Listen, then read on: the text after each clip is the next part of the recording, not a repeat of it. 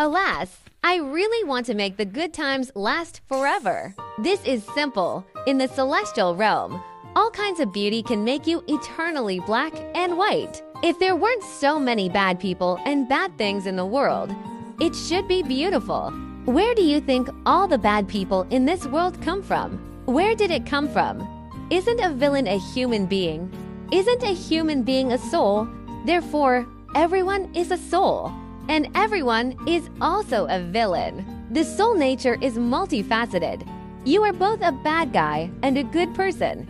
Even if you become a god, you will only take the initiative to make less bad and have more self-discipline. If a person has no bad thoughts, it is a standard lack of heart. Why do you say so? Because good and bad are not absolute, but relative. Someone steals your stuff and you think he's a badass, right? Then you chase after him and kick him over, and he thinks you're a badass.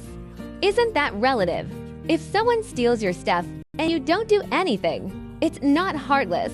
What is it? EWW. However, you said that good and evil are relative, and I can't figure it out after thinking about it for a long time. Since it is relative, it will always be public that is fair and reasonable, and the mother that is reasonable. Isn't there a recognized standard? There are generally accepted standards. To understand this standard, you must first understand the origin of good and evil. Okay, let's talk in detail about the origin of good and evil. Then please answer my question first. If you are the only one in the world, is there any difference between good and evil? Well, there should be no more. I am the only one in the world. I can do whatever I want. Very good. Think about it again.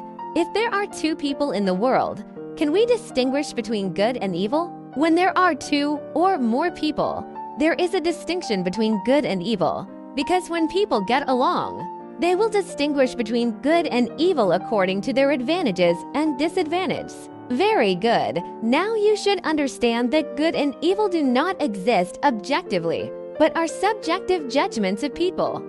The Chinese ancestors coined the word benevolence, which means that benevolence or not benevolence can only be judged when there are at least two people.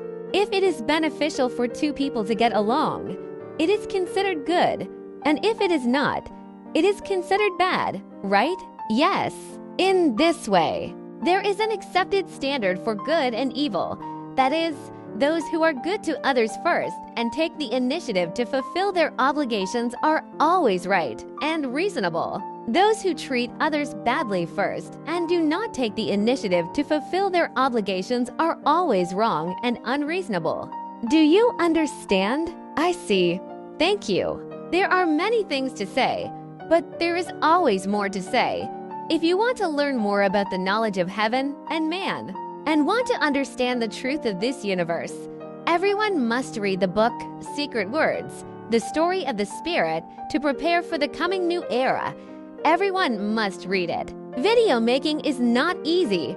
If you like this video, please uncles and aunts, brothers and sisters, can help point a little love and a concern. Thank you very much.